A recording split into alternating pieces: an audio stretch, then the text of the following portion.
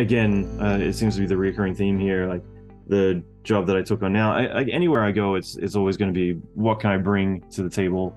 I'm always thinking that myself, because if I can't think of good laundry list of stuff, then I feel like it's probably not a good fit. So like, as much as there might be things that I want, I got to make sure that if I'm going to command the salary that I want and everything else, I want to confidently go in there knowing, well, here's everything that I can bring you. And Rolodex is always one of those things. It's like, well, I've been around the block a few times. I know everyone. So whether it's clients or whether it's future employees, like those are the things that once you've built and established that foundation, then that becomes part of your resume. Is like, well, I know plenty of people. It doesn't need to be, I can, do all these other things. It's, I know all these people, I can do these 3 other things. Like, that's what I'm bringing. That's what you're hiring. I've just come back from 3 international speaking engagements. I feel very posh lately because I've been in the United Arab Emirates. The autoresponder is like, I'm in Paris. Fuck you.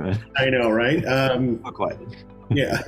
I've been very lucky with travel. Like, I've seen the world and never had to pay for it because I've just gone to speaking engagements and all that type of stuff. But I was just in Sharjah, which is right up or down the coast from Dubai, which is a more traditional section of that area. And then I was in Florence and then in Paris. And talking with students, and the topic is always, how do I get a job? How do I get a job? I'm scared. I'm graduating.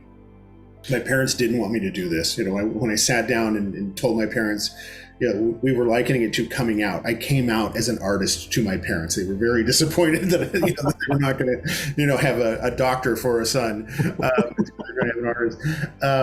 That was talking with these students, that's such a traumatic experience, especially from more traditional backgrounds where, like, wait, what? No, you can't do that. You've got to be whatever. But you mentioned, one of the reasons that we get hired is because we've been around the block a minute or two and we know people. But those that are looking to just get in the industry have to understand what they're bringing to the table as well. Mm-hmm. You can't just go into an interview and say, I'm going to sit here and learn from everybody, because that's a taking relationship. I'm going to take knowledge from you. You've got to, at every stage of your career, be able to quickly state, this is what I'm bringing to the table. This is how I will make your studio better by you bringing me in.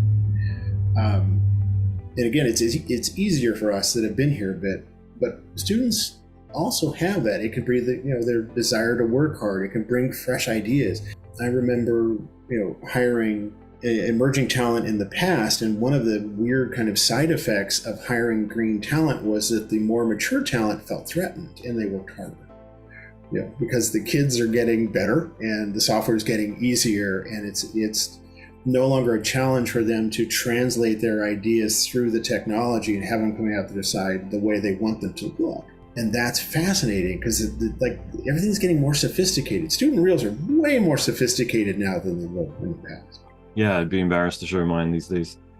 I will say what's lacking throughout all of these experiences is the ability to tell a story is still the most challenging thing that they're coming across. It can look fantastic, but when you ask what it's about, they have to explain it. And you have to explain to the audience what your story is about and not rely on the visuals of that.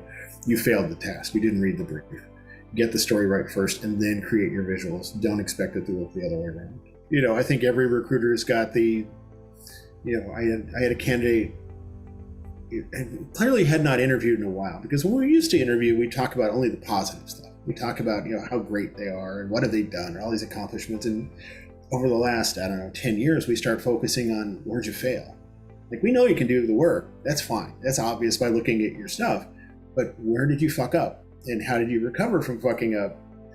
And if you talk to somebody who's not comfortable interviewing, mm-hmm. I had one candidate, it's like, well, can you tell me about some mistakes you've made? I've never made a mistake. Like, wait, what? I've never, and this was her quote, and I remember because she was Eastern European, so it sounded like, like Natasha from the Bullwinkle cartoon saying, mm-hmm. I am perfect, I am seamless like an egg. Okay, and that was the end of the interview. Because I told her, I said, I don't know where to go with you now. If you're perfect, then you should have no trouble finding a job elsewhere, and I wish you all the best, but I'm not looking for perfect people. I'm looking for people who fall down, learn, get back up, and hit it harder. Mm-hmm. So there's stories like that just kind of, they come up every once in a while. It says so much